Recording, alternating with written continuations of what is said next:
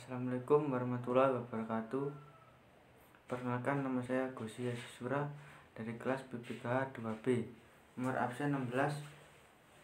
Di sini saya akan menjelaskan tentang komunikator.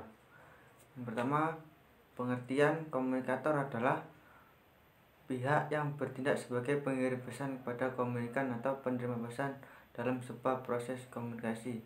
Jadi saat kita menyampaikan pendapat atau isi atau pesan itu sebagai komunikator, dan yang penerima pesan disebut komunikan saat kita menyampaikan pesan atau berita.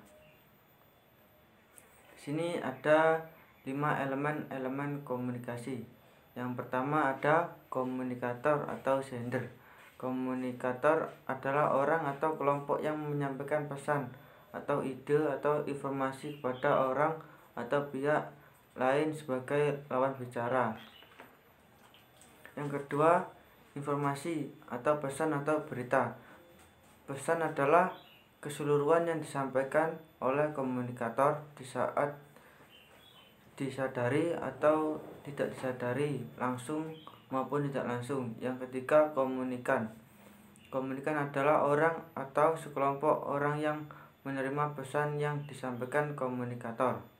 Yang keempat yaitu umpan balik. Umpan balik adalah informasi yang dikirimkan baik ke sumbernya. Yang kelima, atmosfer atau konteks. Atmosfer adalah lingkungan di mana komunikasi terjadi, terdiri dari 3 dimensi, yaitu dimensi fisik, sosial, psikologis, dan temporal yang mempunyai pengaruh terhadap pesan yang disampaikan. Jadi ini ada 5 elemen komunikasi. Di sini ada faktor yang mempengaruhi komunikator.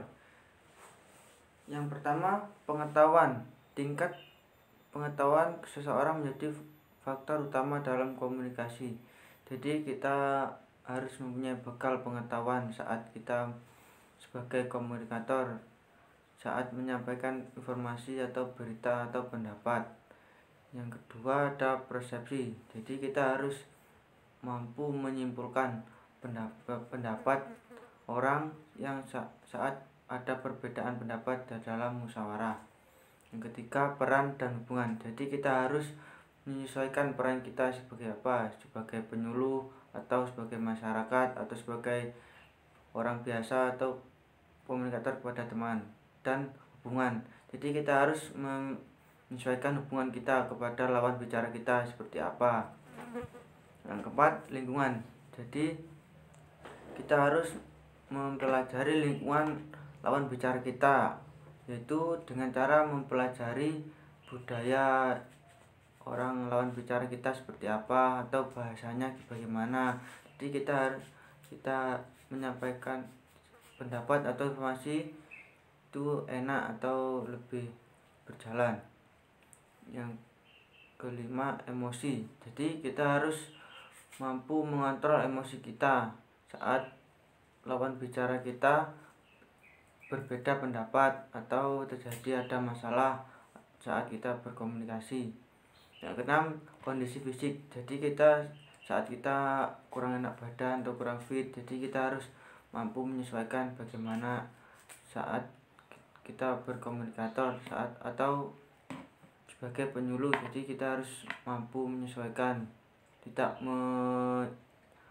melihatkan kalau kita saat kurang enak badan. Jadi yang terakhir, jenis kelamin. Di sini kita harus menghargai atau menghormati perbedaan jenis kelamin pada saat lawan bicara kita perempuan, karena perempuan harus dihargai saat perbedaan pendapat atau jadi masalah saat kita berkomunikasi atau tersinggung saat kita menyampaikan pesan atau informasi. Sekian dari presentasi saya, mungkin ada yang disampaikan, komen di bawah. Wassalamualaikum warahmatullahi wabarakatuh.